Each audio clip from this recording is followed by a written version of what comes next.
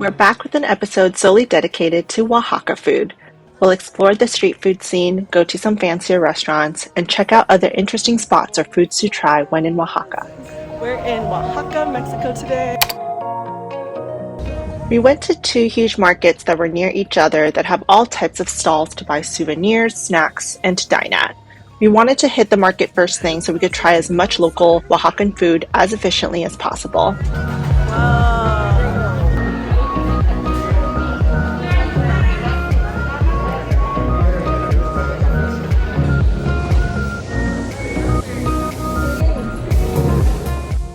There were so many people at the market. We wandered around for quite some time and saw a lot of people at this stall, so we sat down and ordered the chocolate con leche y pan de llama. This was a huge portion, there's my hand for comparison, and we're so glad we split it. The bread is a bit sweet but stale, so it is definitely meant to be dipped in the milk chocolate. The chocolate was very watered down and very sweet for me as well, but I think everything is too sweet.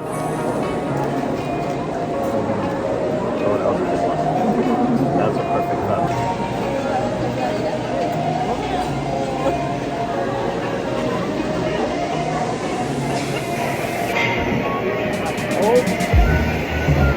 Round two. I'm not doing that again. Chocolate.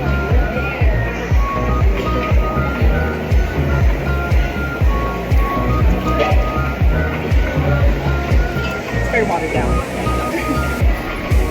Then we ordered the famous tayudas, which is a large, thin tortilla that's super crispy from being cooked over a fire-hot comal, or flat griddle, and loaded with toppings. Ours had Oaxacan cheese, refried beans, tomatoes, lettuce, and avocado. For our meat, we chose chapulines, or grasshoppers. We loved how crispy the tortilla was. I love the Oaxacan cheese, even though it's more stringy and more like mozzarella cheese. I'm really glad we tried the chapulines. They remind me of anchovies. There's not much flavor except for whatever it was cooked or seasoned in, so it's mostly just a bit salty. I don't want that.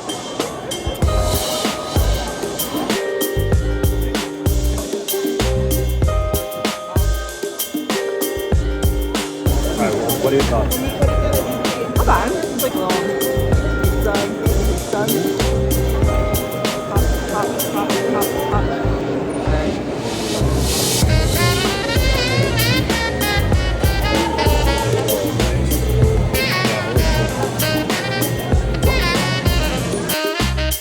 We saw people drinking tejate, so we had to try it as well. Tejate is made from ground maize, cacao beans, mamey seeds, and the white fluffy things on top, which I at that time described as similarly to marshmallow, is flor de cacao, a white flour that gives tejate its strong perfume flavor and distinctive frothy top. The best places to try tejate is at the street food market served by women scooping out of these huge ceramic bowls using a colorful jicara, a cup made from calabash fruit, a familiar scene in Oaxaca for centuries.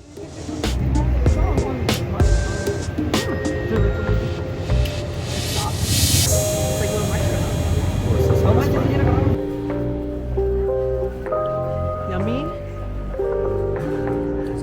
We got tempted by all those eating sorbet or nieve. This artisanal ice cream is hand-churned in wood and stainless steel garrafas. There were so many flavors that are preservative-free. Lemon, mango, hibiscus flower, orange, cactus fruit, etc. We decided on mango tamarindo and mezcal.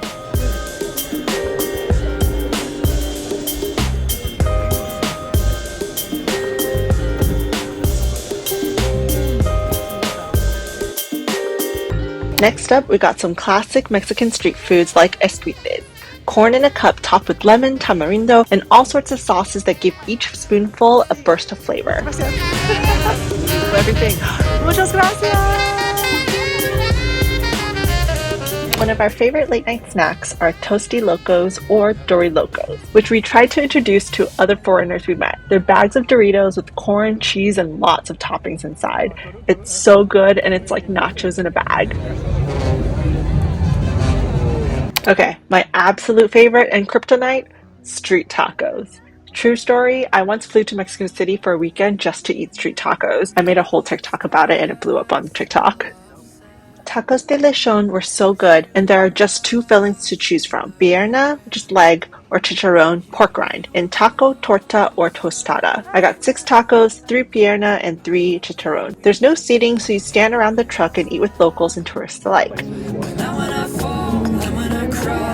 We also tried other street vendor tacos during our time there, and my rule of thumb is if there's a line, then definitely try.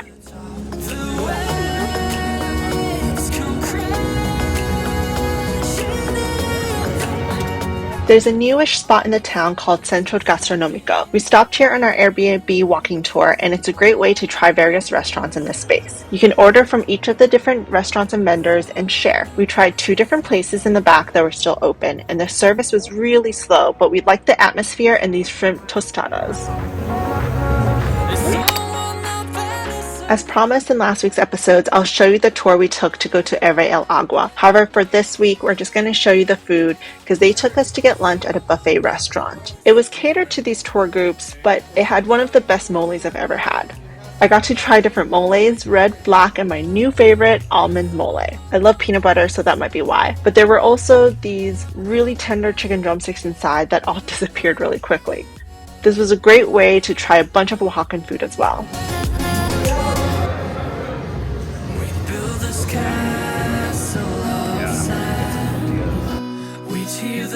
We made reservations weeks in advance for tika'aya. You can book through their Facebook page in advance, and I absolutely highly recommend it. We loved how farm to table the food was. It was so fresh, clean, and beautiful. The service was immaculate, and we were the only ones there having lunch. The 9-course tasting menu, including 2 drinks and 2 desserts, changes often and is based on what the chef finds at the market that day. Food is a blend of modern and traditional Oaxacan food. For any vegetarians, they can easily substitute any meat or seafood for vegetarian options. It's important to note that it is cash only. It costs 900 pesos per person, and don't forget to add tip.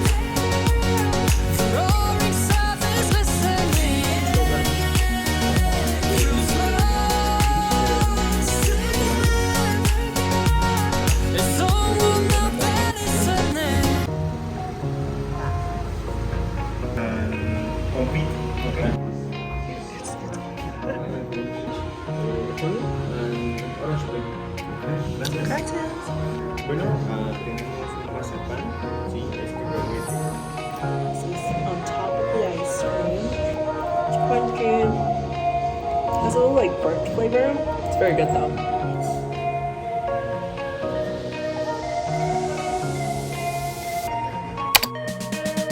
We recommend checking out Cafe Boca de Monte one day for brunch and for its rooftop views over Oaxaca. There aren't a lot of rooftops in Oaxaca, but this one gives a great view. We went for breakfast and ordered chilaquiles and fresh tortillas to be dipped in this bowl of tomato sauce, beef, and Oaxacan cheese.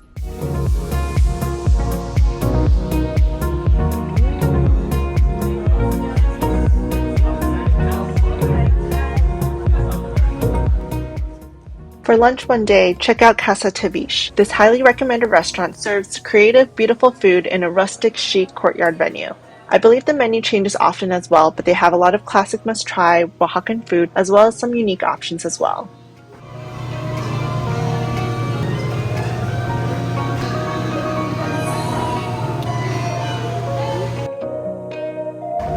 We're big fans of mezcal, so for mezcal tastings, we recommend this one. We randomly walked into El Cortillo Mezcaleria and really enjoyed the laid-back atmosphere and the very clear explanations of the mezcal we were tasting. We also did the very touristy thing and stopped at a mezcal store in the market and got to try a lot of different younger mezcals to buy a bottle of for Dia de Muertos celebrations. However, when we met locals at night, they laughed when we said we bought it at the market. Clearly a tourist trap, which we knew, but we were short on time and didn't know where else to buy mezcal at that time. We did get to try a lot of different mezcals, including one with a little snake in it. And if mezcal isn't your thing, you could try carajillo, which is like an espresso martini, but it's coffee and brandy.